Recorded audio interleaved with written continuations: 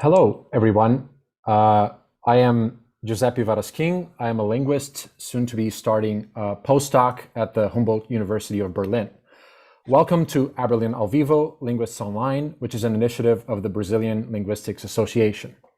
It is my pleasure to introduce Professor William O'Grady, who is a professor of linguistics at the University of Hawaii at Manoa. His research focuses on syntactic theory, language acquisition, Korean, and heritage languages. Within syntactic theory, Professor O'Grady has worked on case-related phenomena, processing constraints, and pronoun interpretation. Professor O'Grady's numerous books and publications strike a rare balance between high-level theorization about general properties of language and empirically detailed descriptions of linguistic phenomena. One of the most exciting parts of his work, at least to me personally, is his persuasive defense of emergentism, which he defines as the idea that the properties of language emerge from the interaction of more basic non-linguistic forces. We will no doubt be hearing more about this in the course of this lecture, which is called Natural Syntax and Emergentist Perspective. We would like to thank him for his contribution to this series. Just a reminder for everyone listening, questions can be asked in the chat and they will be answered at the end of the talks. So without further ado, I now turn over to Professor William O'Grady. Thank you. Thank you very much, Giuseppe, for that wonderful introduction.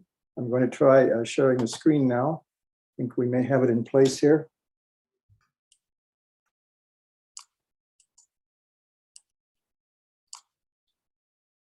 There we go. You can all see it, I hope. Yeah, it works. Okay, great, wonderful. Thank you. First of all, thank you for inviting me to participate in this lecture series organized by the Brazilian Linguistics Association. My idea is to talk about a line of thought that has come to be called emergentism. I want to explore how it might contribute to the study of language. I'm going to do that by considering some basic phenomena that allow us to compare emergentist proposals with more traditional forms of analysis. So the first question that arises, of course, is what do emergentists believe? Well, the first and foremost, they believe that language is a complex system in the technical sense. What that means is that the properties of language reflect the interaction of simpler forces and factors. Now, complex systems are everywhere in the universe. In fact, the universe is itself a complex system, as you can easily imagine. But take something like evolution. Think of the countless mutations that interacted with countless factors in the environment to produce the species of plants and animals that we have in today's world. Or think about something more mundane, like the traffic this morning. I don't know what it was like where you are, but it's not uncommon here to have traffic jams in the morning on the way to work. And how do they arise? Think about what causes a traffic jam. It's the interaction of countless drivers, each of whom is on the road for his or her own reasons, and they interact in ways that result in the traffic no longer flowing smoothly. That's an example of a complex system too. And if you want to get very personal about this, your own lives, at least in an abstract sense, are complex systems. Countless factors and events led you to being who you are now, sitting in front of a computer screen, listening to this talk. But we're too far afield from language. I want to take us back to language right away by asking the question, where does emergentism, especially linguistic emergentism, lead? And I believe it leads to a rethinking of core assumptions about language and forces us to ask questions like whether universal grammar in any form really exists, and even whether a grammar is the best way to characterize linguistic knowledge. Well, how does language work then? Well, the idea is that there are factors and forces that interact in ways that produce the properties typical of human language or of human languages, if you wish. And our job, of course, is to identify those factors and forces and investigate their interaction. Well, there's a long list of candidates, right, that could be involved in shaping languages as we currently understand them. You could start with the physiology of the vocal tract, to take just one example, because it determines the types of sounds that we can produce and the types of adjustments we make in those sounds, depending on what other sounds are in the immediate vicinity. We could look at the physiology of the brain, because that's what decides the type of thoughts that we're able to have. And there's a bunch of other factors and forces that are involved as well. I mean, the ability to perceive certain types of sounds, but not others. There's also the way in which human beings learn and remember. Those are factors that are, of course, going to affect something as complex as a system of communication. Fortunately for us, I believe, there is one factor that stands out in particular, at least when it comes to syntax. And that's what I'm going to try to focus on today, to keep things relatively simple and relatively straightforward. And that factor involves what we call the processing pressures. So the leading idea here is that the language faculty seeks to minimize processing cost. What do I mean by processing cost? I mean the demands made by the need to store and compute information when using a language. Let me give you an example. Take a simple little sentence like, who did you talk to yesterday? What, six words there? And think about what it would take, what it does take to process a sentence like that. So you start with the WH word at the beginning. And when it's first encountered, you have no way of assigning it a grammatical or semantic function. You can't tell whether it's going to turn out to be a subject or a direct object or something else. So it has to be stored, at least temporarily, while you do some computational work. And that computational work involves seeking out a place in the sentence for that WH word. And along the way, you're going to encounter an auxiliary verb that indicates the tense of the sentence. You're going to encounter a pronoun, you, that indicates the subject or the first argument of the sentence, right? It's going to be a very significant computation taking place before you even get to the point where you're able to incorporate the WH word into the sentence by associating it with the preposition to. So it means something like, to whom did you talk yesterday? And both storage and computation, which are just ubiquitous in the use of language, place demands on the mind's processing resources.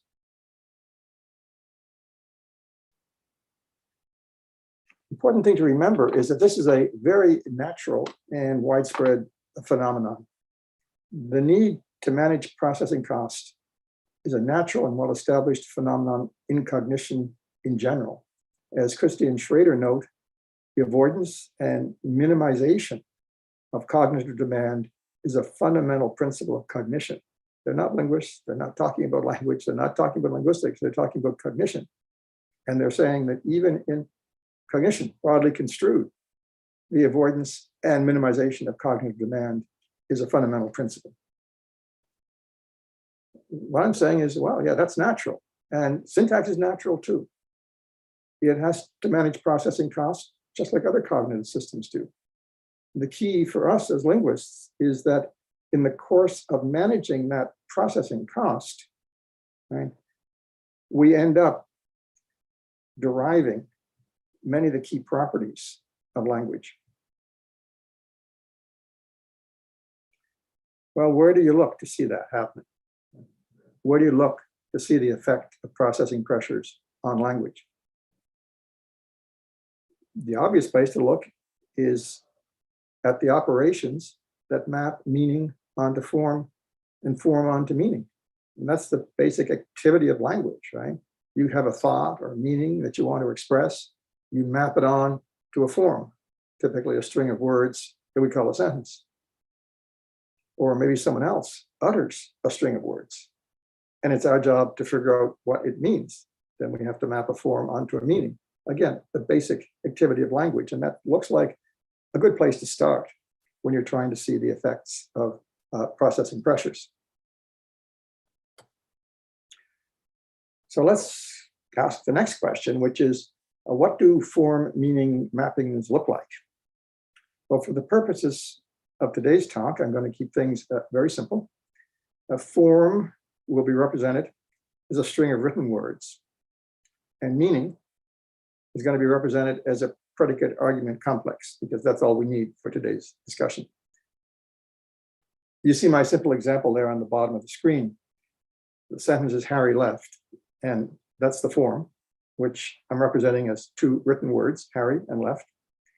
And the meaning is represented as a predicate argument structure, leave being the predicate, and Harry represented by the symbol H being the sole argument of that predicate. That's our notation where we need it. Now, there are different ways to go about illustrating how processing pressures shape language. And I've sort of worked on these different areas, but let me just explain what we could do. We could, for example, look at how processing pressures create the phenomena that make up the study of typology. We could look at, say, ergativity, or we could look at accusativity, or we could look at symmetrical voice, or we could look at agreement systems, and we would expect to find in all those areas processing pressures that ultimately are responsible for those systems having the properties that they do. Another way to approach this whole area would be to look at how processing pressures shape language acquisition.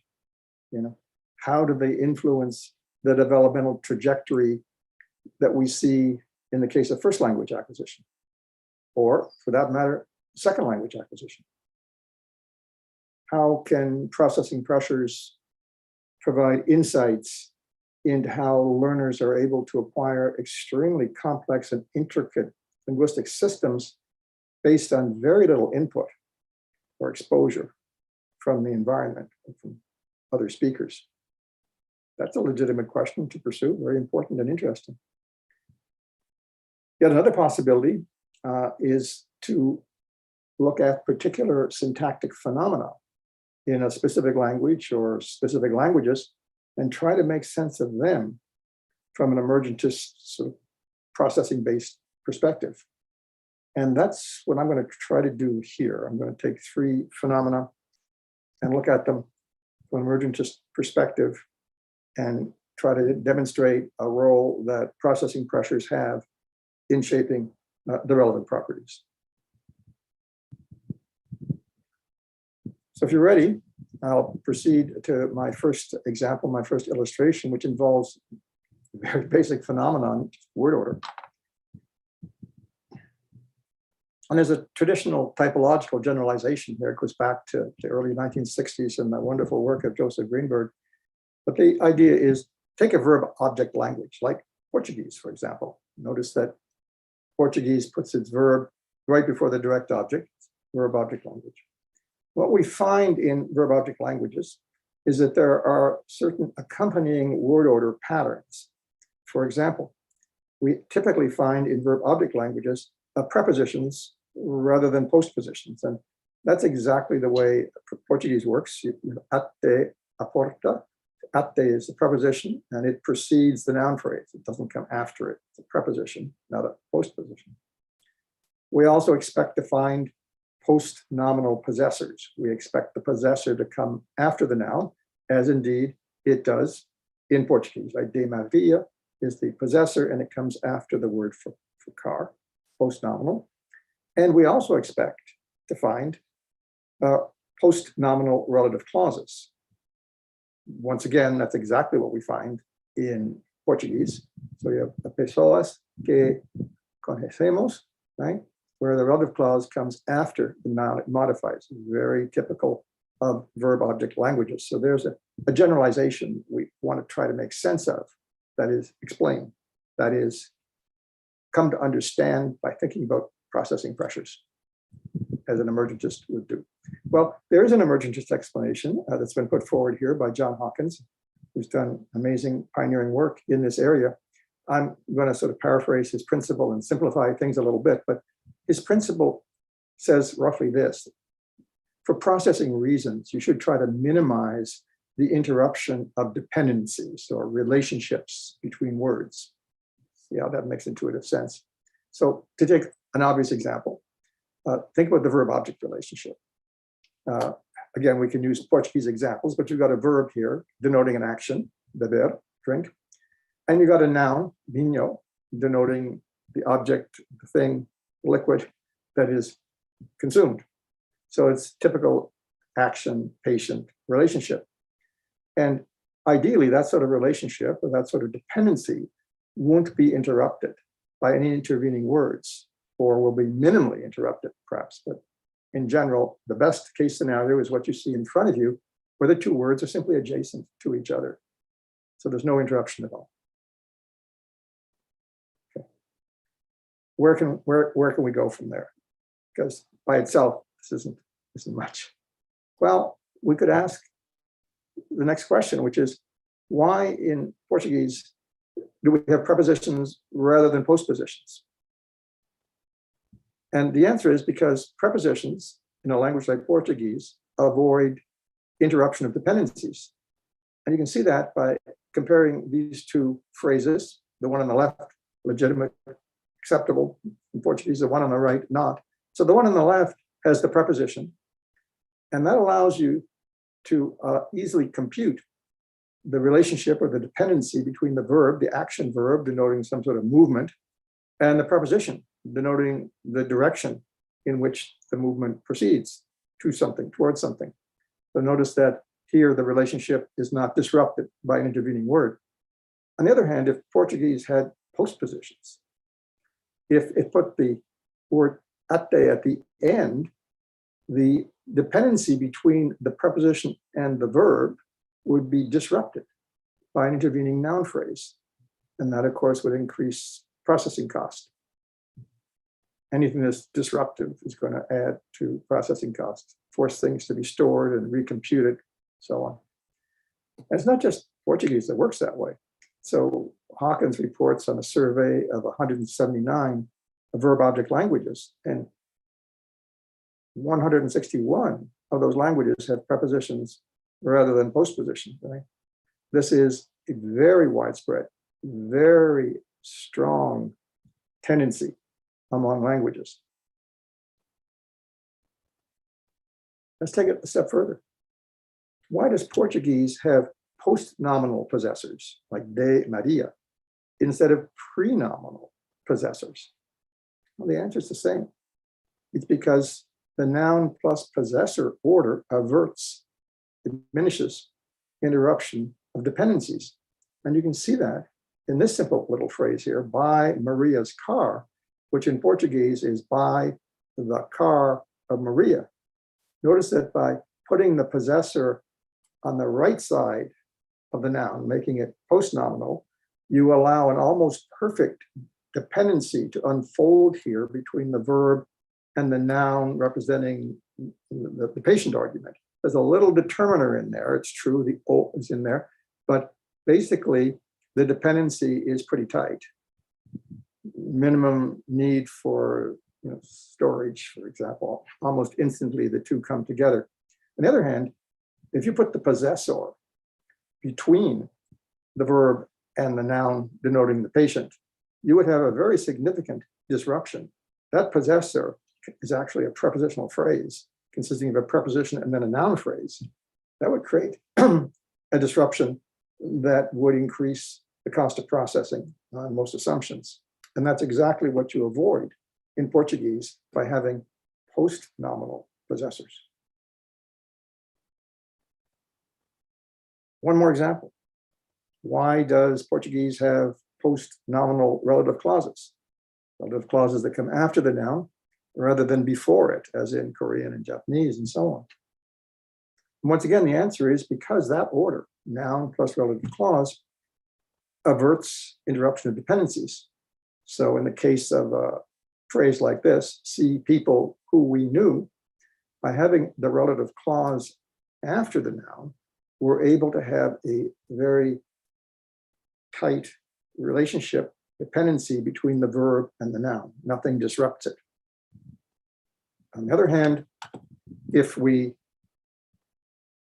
put the relative clause before the noun, we would have the dependency disrupted by an entire clause, obviously at some additional processing cost. And again, this is not just Portuguese, right? In a survey of hundreds of verb-object languages, it was found that 99% have the noun plus relative clause order. Yeah, this can't be a coincidence. Something's going on here. And what emergentists believe is going on here is the effect of processing pressures that try to minimize the distance between the two items that enter into a dependency or a relationship with each other.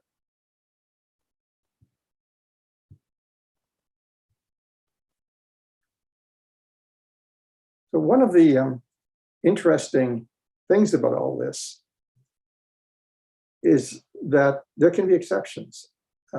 So as far as basic word order is concerned, Portuguese is, well, pretty much a perfect language. But not all languages do so well.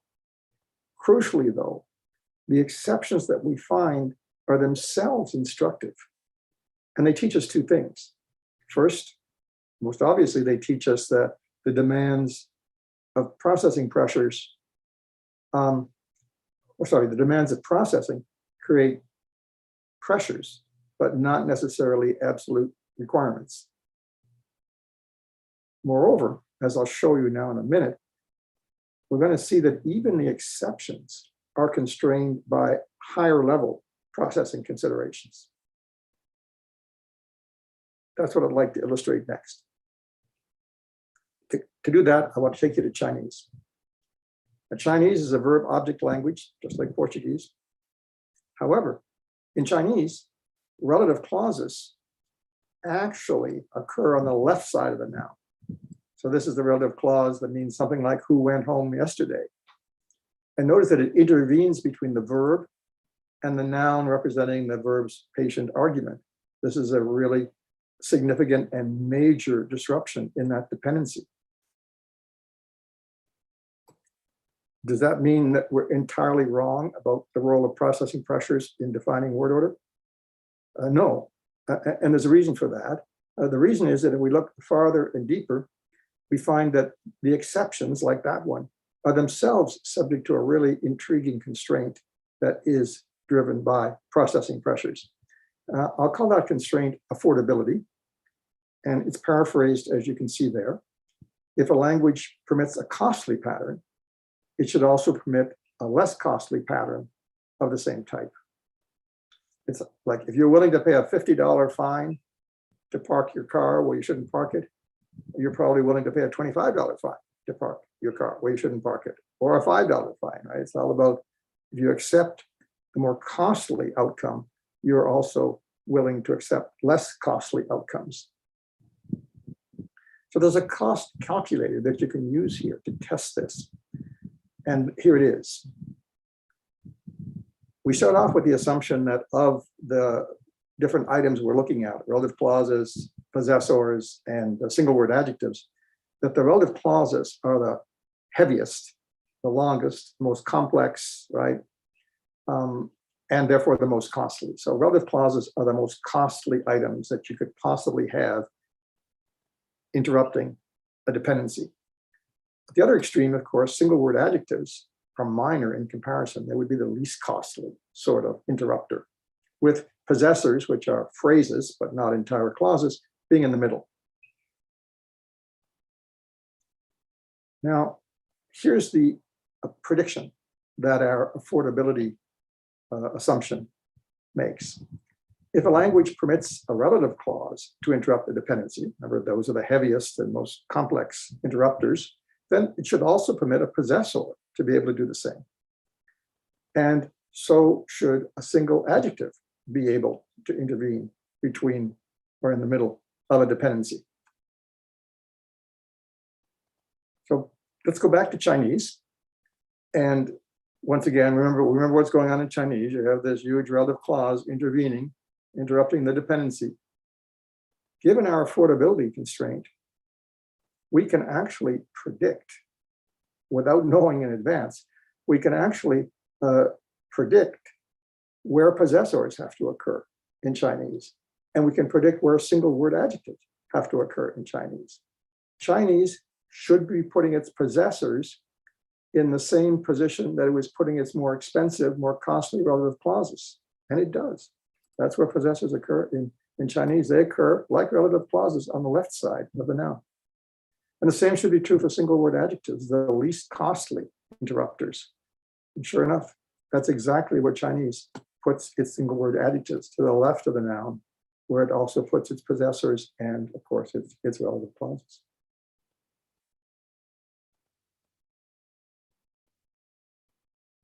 Let me give you a second example. This one involving English. English relative clauses work the way they're supposed to. They occur on the right-hand side of the head, which means that there's no disruption of the verb-noun relationship.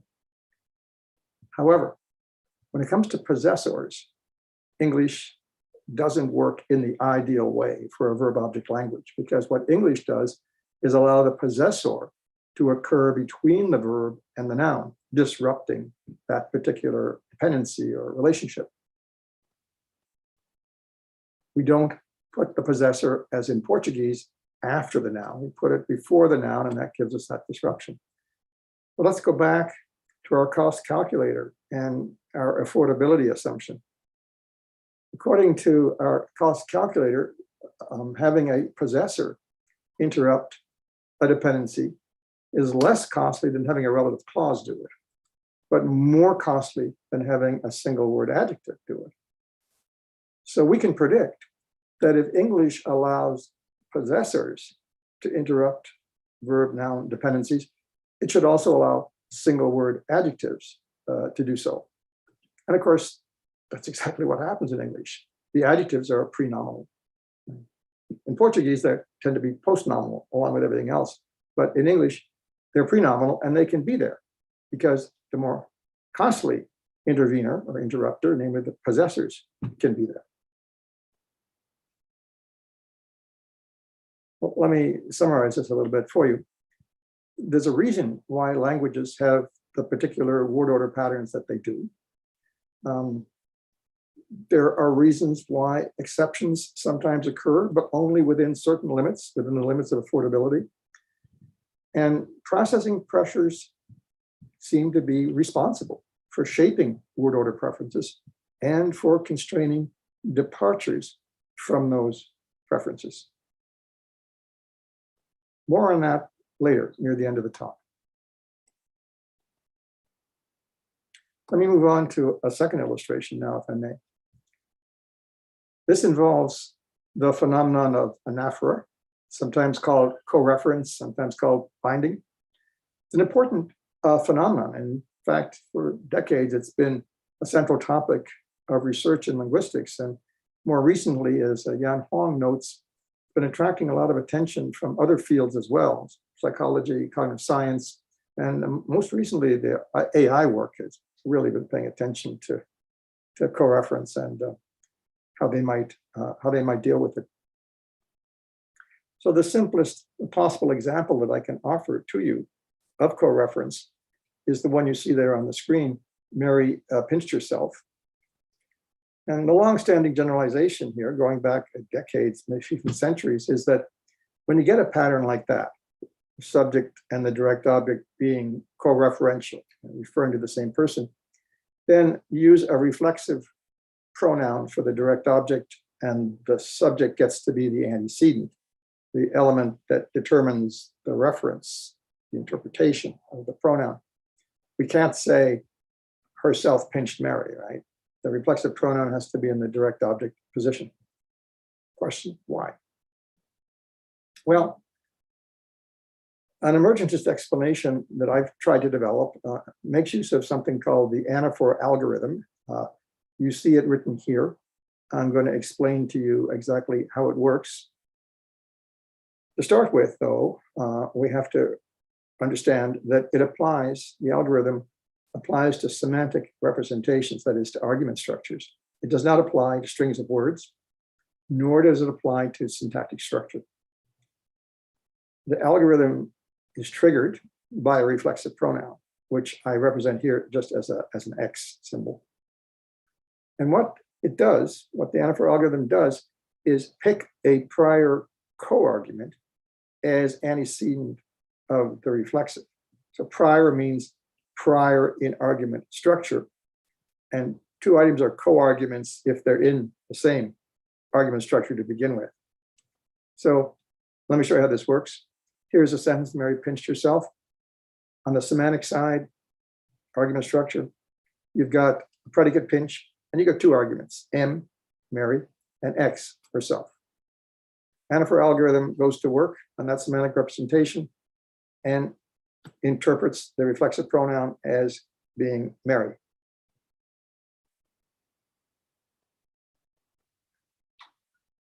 Now, what's going on there, of course, is that the Anaphor algorithm is picking Mary as the antecedent because Mary is, first of all, the co-argument of a reflexive pronoun.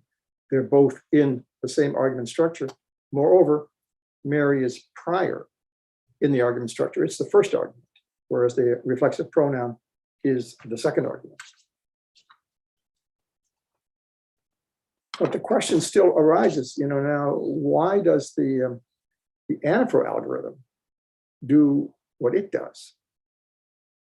And the answer is that processing pressures force selection of a local antecedent that can be easily and immediately identified, a prior co-argument. What's going on here is that instead of looking elsewhere in the discourse for an antecedent for the reflexive pronoun, what the Anaphor algorithm does is find the closest and easiest to access possibility, candidate, and takes it to be the antecedent. And there's good support from psycholinguistic studies that this practice is motivated by processing considerations relating to speed, accuracy, and ease of interpretation. So Cunnings et al. In their review of the literature on the interpretation of reflexive pronouns say the interpretation of reflexive pronouns has been found to take place extremely quickly during processing. Yeah, and what makes it happen so quickly? Well, it's the Anaphor algorithm. What makes the Anaphor algorithm want to do things quickly? Processing pressures. Now, the idea is not without its problems and challenges, and I want to show you here what some of those challenges look like. One of them involves what you might call the problem of proximity. To have a pattern like a friend of Mary pinched herself, and you might think that a processor would want to take Mary to be the antecedent of herself because Mary is the closest noun to it. But of course, that's not the way that sentence works. Right? Mary is not the antecedent of herself. Herself does not refer to Mary. And it all comes out fine if you do what the argument algorithm says to do, which is to do the computation on the semantic representation. And if you do that, you see that the first argument, the prior argument in the case of pinch, is not Mary, it's friend of Mary, represented here by the symbol F. So the Anaphor algorithm selects friend of Mary, the first co-argument, as the antecedent for the reflexive pronoun. And that's the right result. Another challenge comes from sentences like Mary's sister pinched herself. Now there you have a genitive, Mary, which studies have shown has a high degree of pragmatic prominence. And you wonder, why doesn't the reflexive pronoun go for the most pragmatically prominent element when it's looking for its antecedent? And the answer is that the computational system, as represented by the Anaphor algorithm, is not focusing on the discourse. It is not focusing on the string of words. It is focusing on the semantic representation, the argument structure. And in that semantic representation, the prior co-argument for the reflexive is in fact sister, Mary's sister, not Mary. First argument of pinch is the sister. And once again, we get the right result, and we get it rapidly, quickly. It's easily accessible.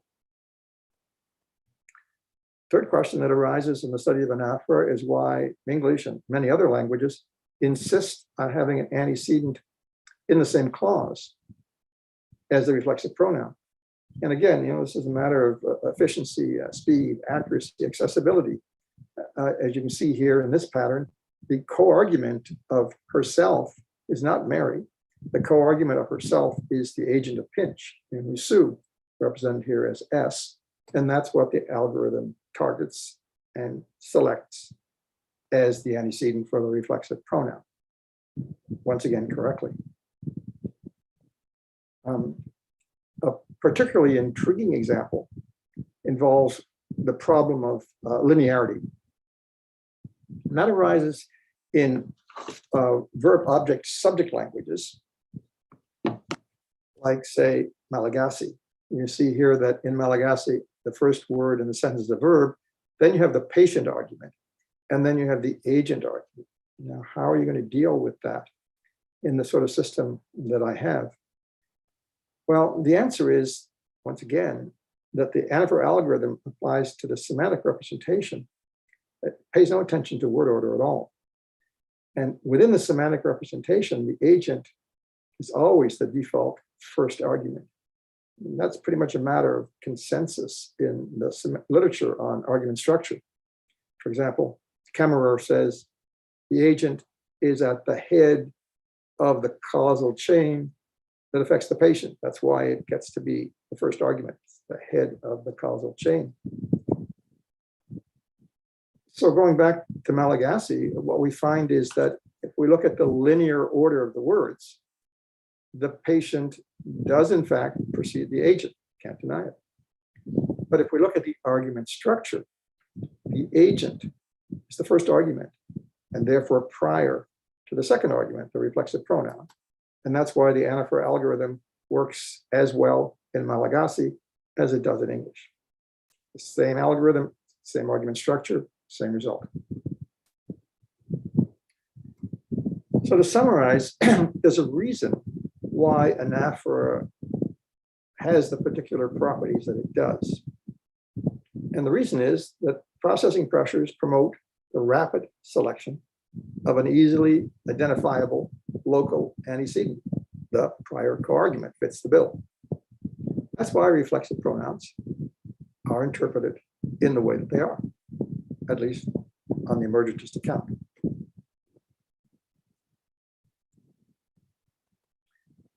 Let me look now at a third illustration, this time involving the phenomenon of want-to contraction.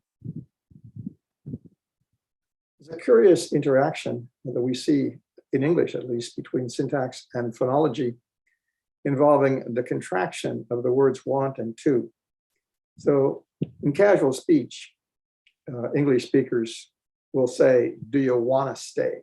The want and the to contract into wanna.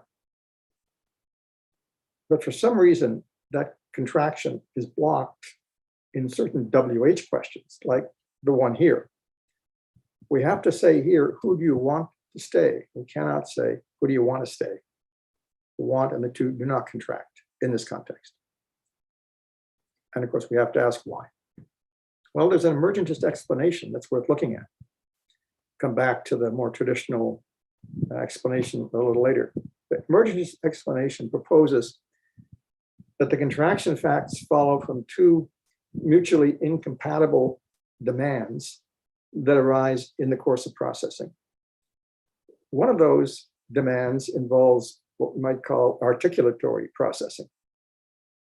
Contraction is most natural when a word adjoins to a prior word without any sort of delay. In the case of I want to stay, that's what happens. The second word there, too, adjoins to the first word with no delay.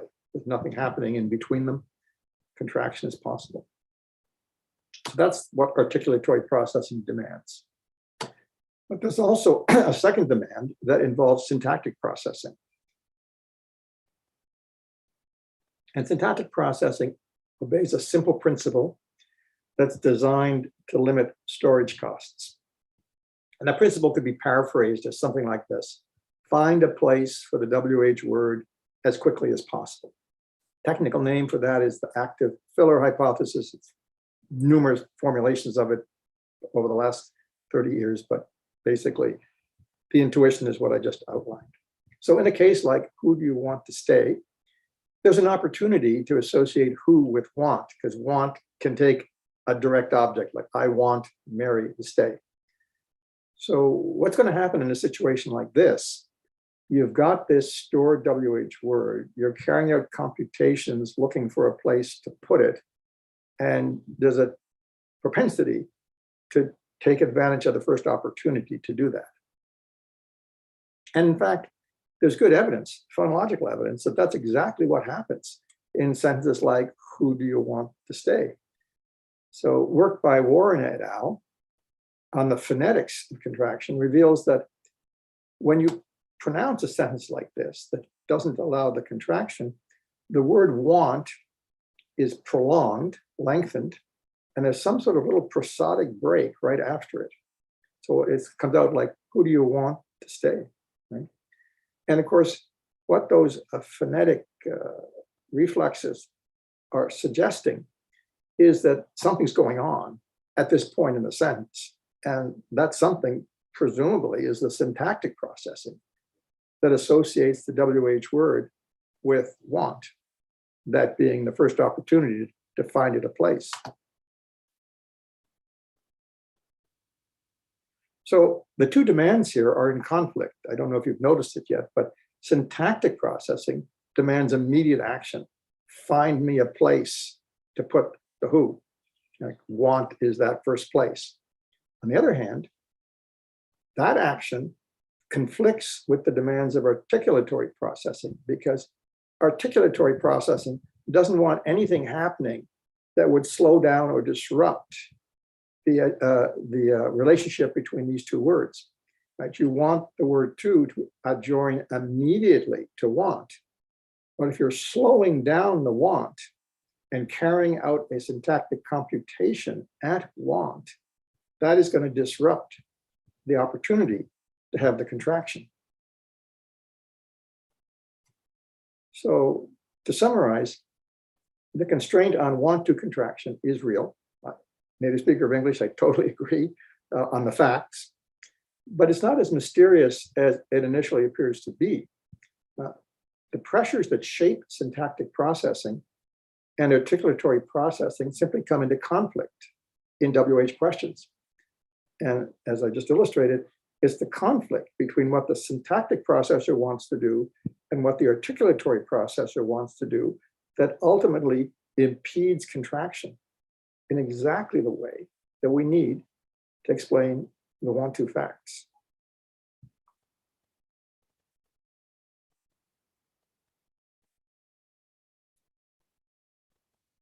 Okay, so I'm sort of heading towards a conclusion here, and I'd like to make some general remarks on this whole topic. And I'd like to actually turn to some general issues that I believe need to be addressed as the emergentist approach unfolds. I'm talking here particularly about universal grammar, e.g., and also, though, about language-specific grammars. These notions have been central to our field, syntactic theory, linguistics, for at least 60 years. And I think it's possible now to question them in a new way. Before we can do that, though, we first of all have to decide exactly what these terms mean.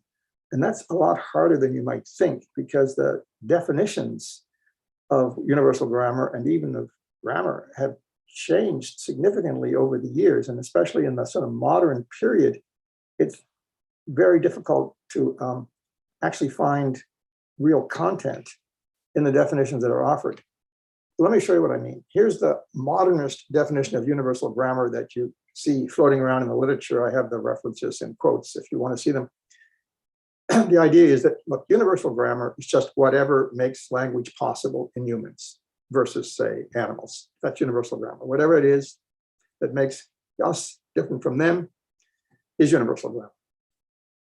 And then you also see these modernist definitions of language-specific grammar, according to which a grammar is just whatever it is that makes one language different from another.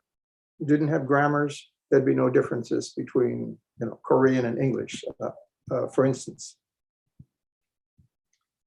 But these modernist definitions are very difficult to assess. They don't really say very much. They're very close to truisms, that is, to statements that are obviously true, but they don't say anything new or interesting. So there has to be something that makes language acquisition possible in humans as distinct from animals. There has to be something, you can't deny that. But to say, that's universal grammar it could be any number of things, and it wouldn't have to be that. And the same is true for the definition of grammar. It's whatever makes English different from Korean. Well, there has to be something that makes English different from Korean, and it's obviously true, and we all agree that it's true. But nothing new or interesting is being said there that couldn't have been said 1,000 years ago.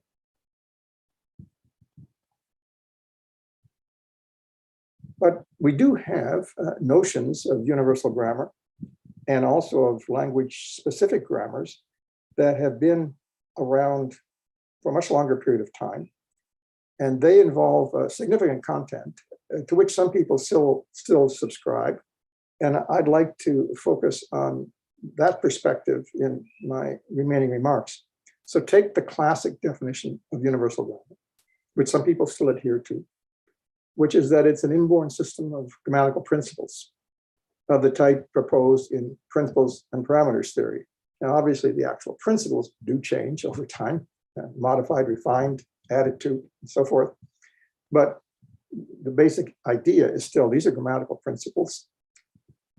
And they either correspond to or are descendants of principles like the X-bar schema, the case theory, the binding principles, empty category principle, and so on, all of which have been modified over the years, but the modifications can be traced back to the original proposals. And then if you want to talk about a classic definition of a language-specific grammar, well, traditionally it was a cognitive system, I agree, that results from choosing from among the options made available by universal grammar, like you choose one word or another.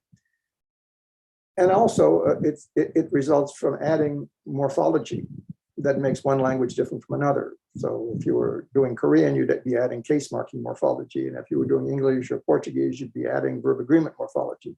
And those things would help give you a language particular grammar for whatever language you're working on.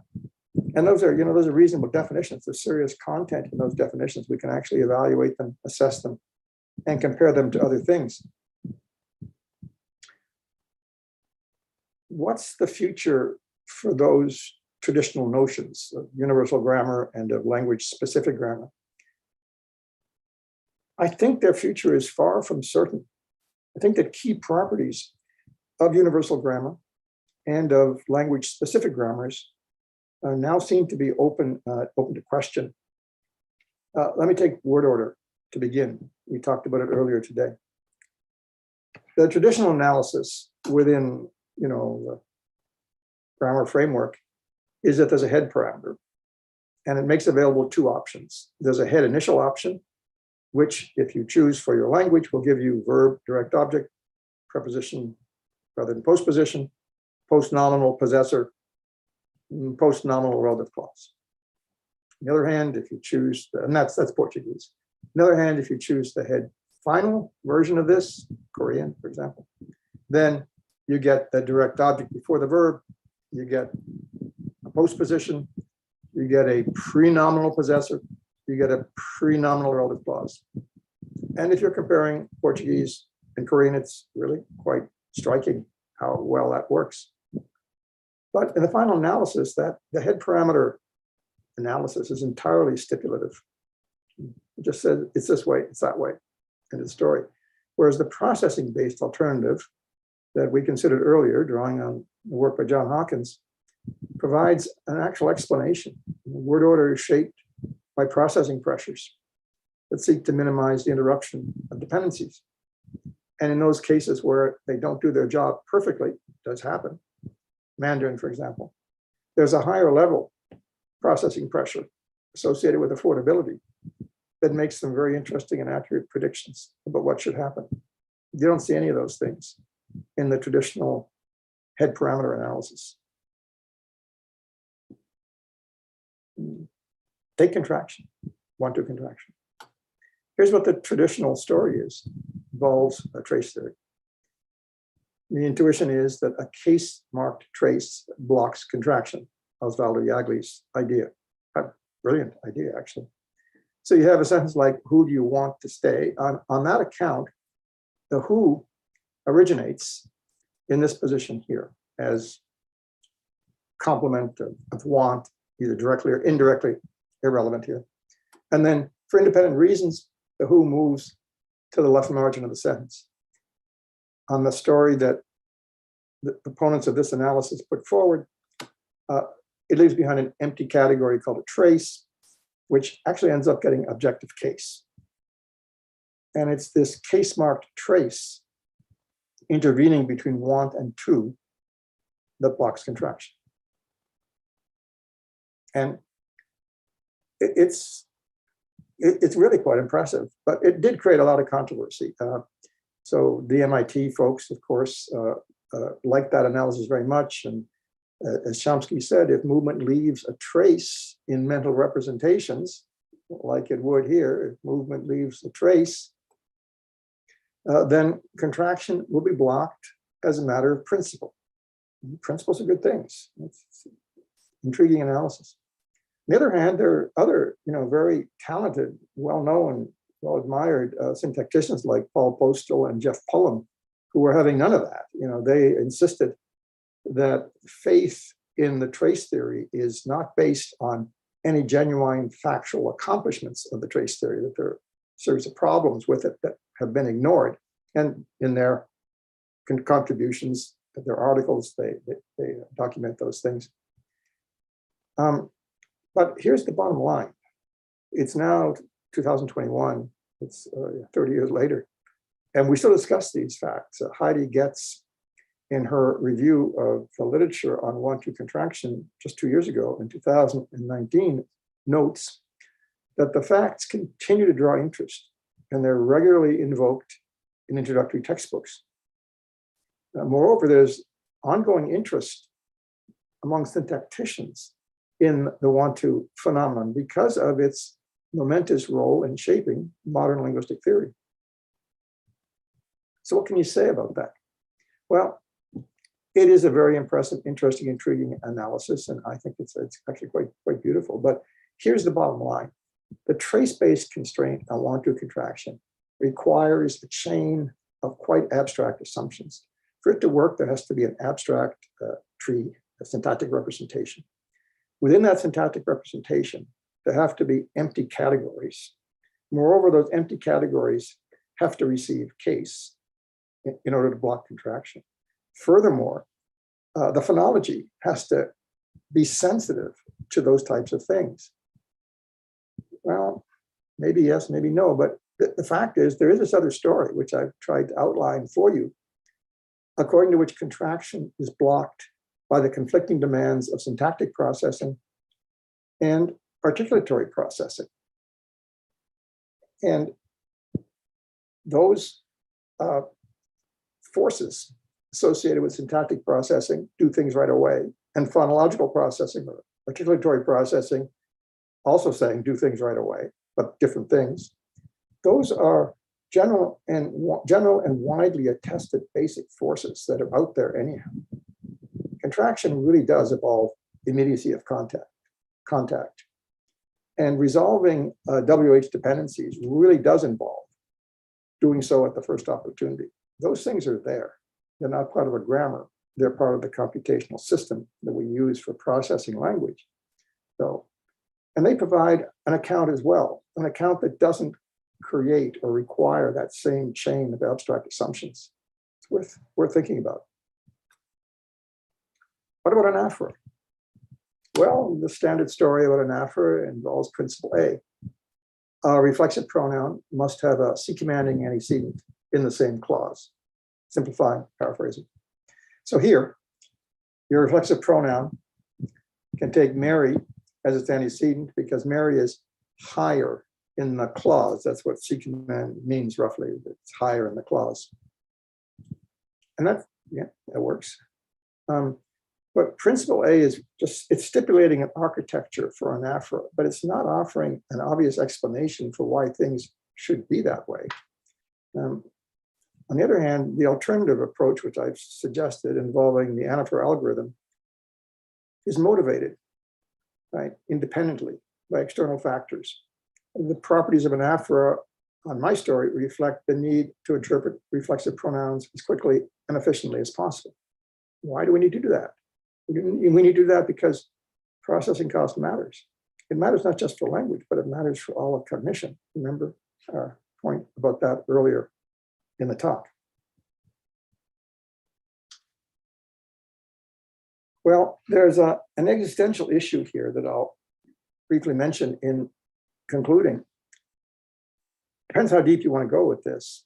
I'm interested in going quite deeply. But there are two questions that haunt me. One is, are there really principles that apply to syntactic structure? And more fundamentally, does syntactic structure even exist? I don't believe it does. Let's take a sample derivation from the classic traditional approach. Mary pinched herself. And the story there has always been, look, you build a tree structure that complies with principles of X-bar theory, theta theory, case theory, whatever else you have. And then having that syntactic structure, you can interpret the anaphor by applying, say, principle A to the syntactic representation. So the traditional story is, yes, there is syntactic structure, there it is.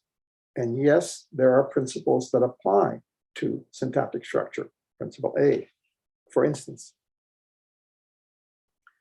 But there is this emergentist alternative, according to which sentences are just strings of words. It's what they always have appeared to be, at least to me. They don't have a syntactic structure. What happens is that those strings of words are mapped directly onto a semantic representation without the mediation of syntactic structure. I mean, traditionally, you start with a string of words, you parse it in a way that assigns it a syntactic structure, and then you interpret the syntactic structure. I'm saying that intermediate step is not necessary or appropriate. In any case, once you've mapped your, on the view I adopt, you map the forms onto the meanings without the mediation of syntactic structure, and the mapping operations themselves are shaped by processing pressures. So let me give you, to conclude, a very simple example of how all this works. You take, again, the sentence, Mary pinched herself. The first step would be something like a first argument algorithm that would take Mary and map it onto the first argument position in the semantic representation. Then there'd be a second step where you take the verb pinch and map its content onto the predicate position in the semantic representation. You're building the semantic representation as you go, word by word, without the mediation of syntactic structure. In the third step, you'd have an algorithm for the verb's second argument, which of course is herself. So you map it onto the second argument position, like this. And finally, in the fourth step, there'd be an Anaphor algorithm, which would resolve the referential dependency by selecting Mary, the prior co-argument, as the antecedent for the reflexive pronoun. Now, these four steps all involve really simple operations. They were shaped by processing pressures. And those simple operations require two key requirements. First, they create the form meaning mappings that need to be created. We can't deny that forms get mapped onto meanings and meanings get mapped onto form. The question is, how is it done?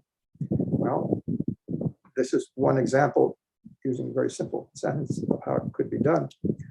The second is that these simple little operations reveal important insights into why languages have the properties that they do. And we saw examples of that today, right? The operations that are driven by processing pressures offer insights into why languages have the types of word order patterns they do, why they have the types of anaphora that they do, why they permit certain types of contraction and not others, and so on. So what else? What else could we do and talk about and say? I'm out of time, but if you'd like to find out more about emergentism and natural syntax, there's some more things that you could see. One of them would be this long essay of mine called Natural Syntax, an Emergentist Primer. I say long essay, it's about 150 pages. It's now in its second edition. It's available at my website and a couple of other places. Feel free to download it if you're interested. Make sure, though, that you get the second edition. The cover has the flowers on it. The first edition had a different cover. And with that, I'll stop here. Thanks very much. I've enjoyed talking to you. Thank you. Thank you, William, for your wonderful, wonderful talk. I'm just going to check to see if there are any questions from the audience at this point. Let me see here. Okay, while everybody's still thinking about if they want to ask specific questions, I actually have a couple of questions of my own. Great. Okay, so basically, I mean, if I understood you correctly, you're basically eliminating the notion of grammar as we have it traditionally for a series of processing algorithms that sort of build up language in all of its complexity. So I guess my first question to you is, how would you reconcile that with the existence of what is known as garden path effects? Yeah. So cases where like processing goes in a certain direction and apparently grammar goes in another. So the classic example is the horse raced past the barn fell. Right. Right. Or with the unacceptability of like multiple center embedding sentences, like the boy, the girl, the host, right. Knew, brought, left, right. And so on. How do you reconcile these two things? Because my reason I'm asking this specifically is that these kinds of phenomena have been standardly interpreted as motivating a separation between grammar on the one hand and processing algorithms on the other. So how do you deal with that? Sure. Right. I'm not sure that there's much reconciliation that's going to be required. There is already in the literature a good deal of work that suggests that the best way to think about those types of patterns involves reference to processing cost, right? So people like, I think it was Mary Ellen McDonald had analysis of the garden path sentences that involved processing factors and also frequency effects associated with the actual individual words. Some garden path sentences are more severe than others, and the difference in severity doesn't seem to have much to do with syntax. It has a lot to do with the lexical items and their frequency of usage.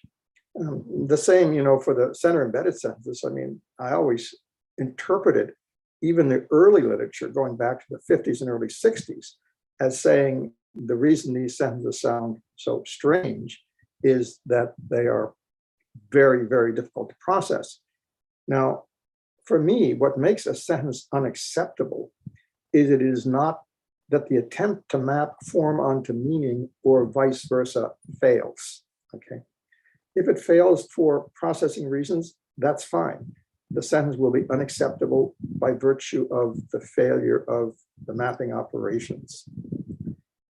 How far can we take it? It's not something that I have looked at personally, directly. I do see the point and value the comment. However, it's definitely worth a careful look.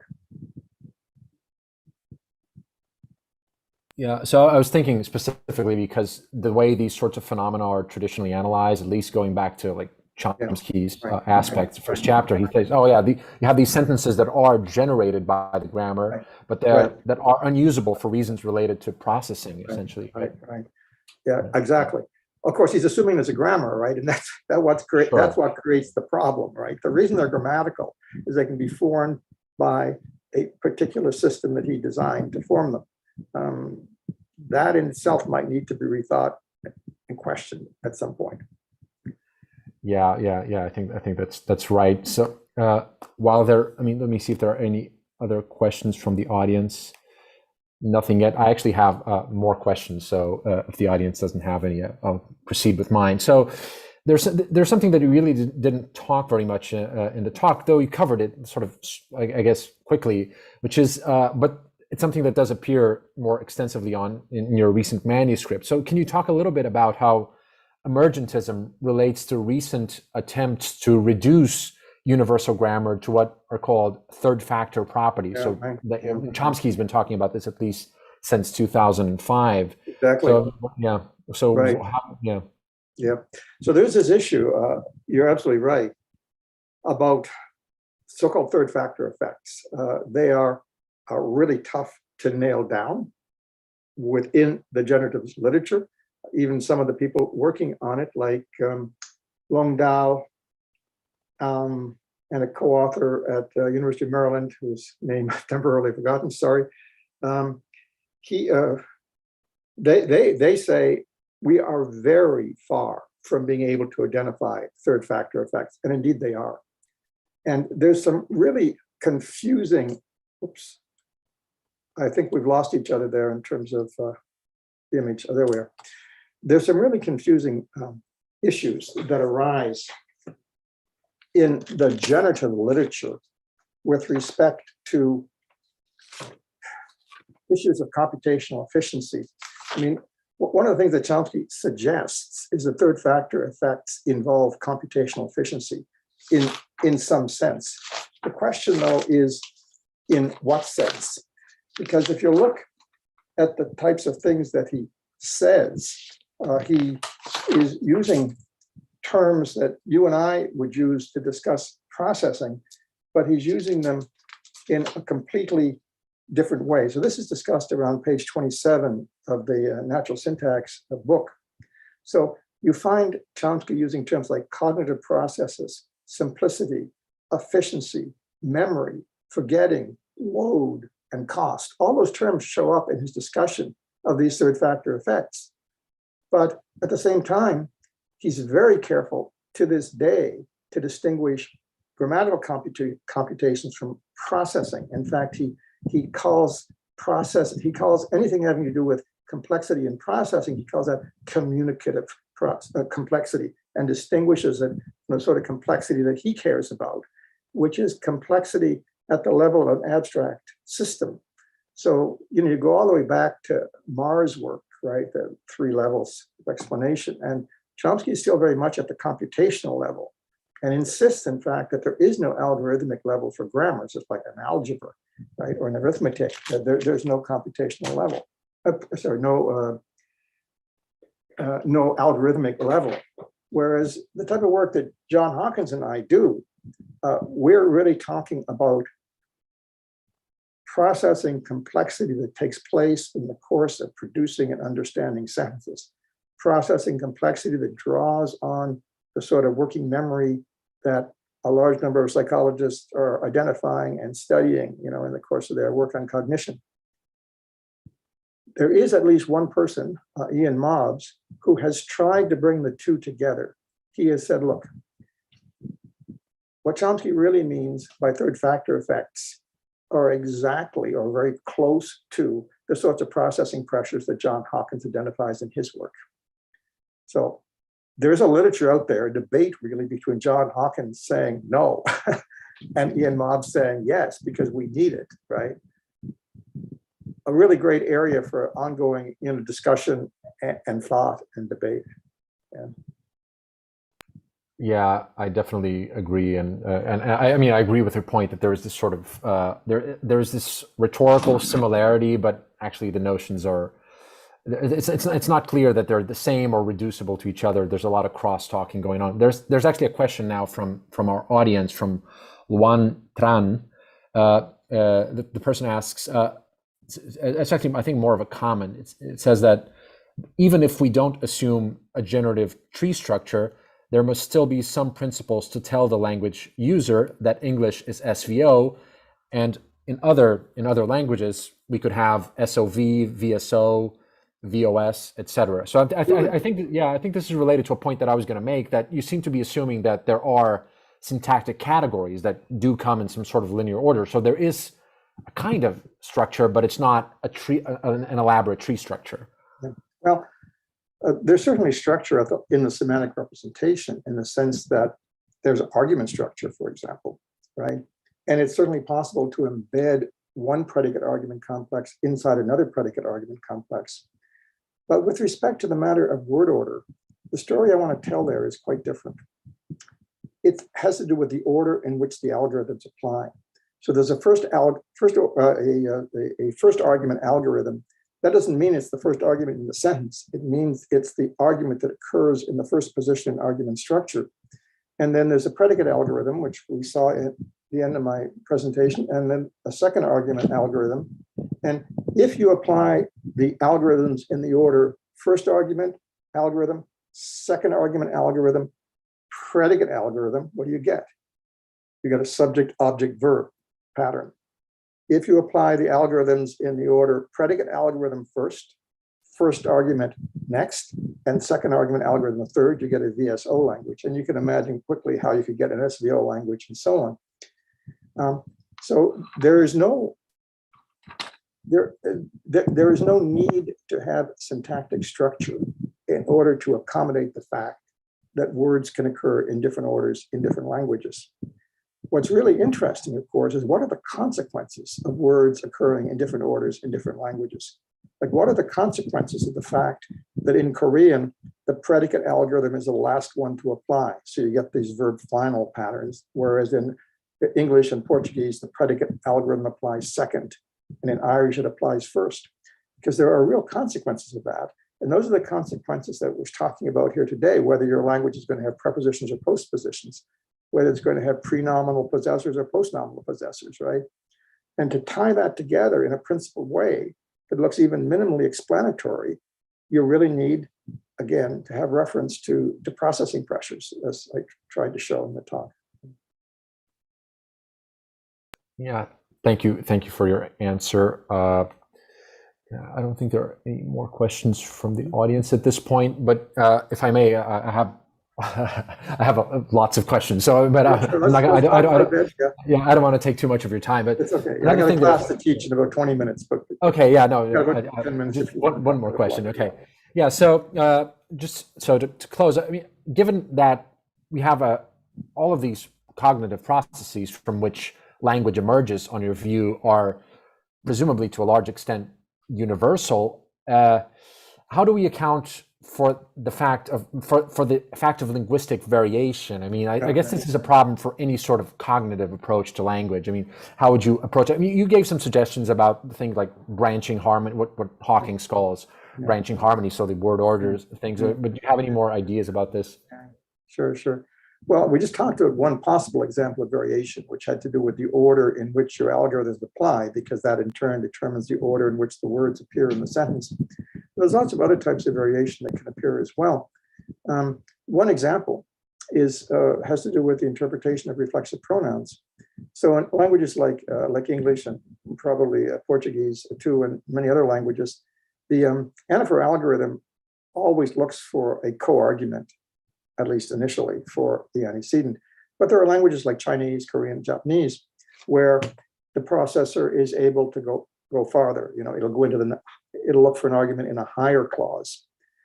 Now, nothing rules that out any more than anything rules out the possibility that Chinese might put relative clauses between the verb and the noun. It's just that if you do that, it's going to be costly and there are going to be consequences. Consequences for Chinese is we now know where they're going to have to put their possessors, and we now know where they're going to have to put their adjectives, and they do. In the case of the long distance anaphora, what's going on there too is that there are going to be consequences. And the consequences are exactly what you'd expect on a processing account. Because what happens is, first of all, in terms of language acquisition, the young children prefer the local antecedent. Okay. Moreover, even in adult speech, the long distance interpretation is found far less frequently than the local interpretation because it's more costly. Moreover, typologically, the way it works is intriguing as well. If the language allows the long distance anaphora, it must also allow local anaphora, but not vice versa. Right? So yeah, sure, there can be variation. There's no absolute limit on how costly a particular phenomenon might turn out to be. But what you find is the more costly they become, the less likely they are. And they have implications for other types of things that must also happen in the language. Okay, thank you. Yeah, I think that's a fair answer to the question, and I think it makes a lot of sense.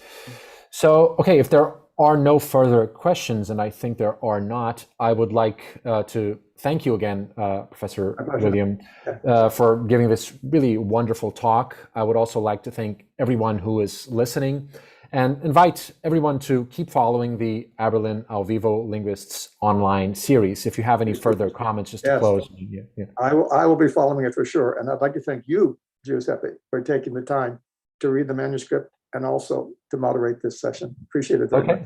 Okay, thank you. Thank you. Hope we'll see each other in person before long. Yeah. Take care. Okay. Take care. Bye.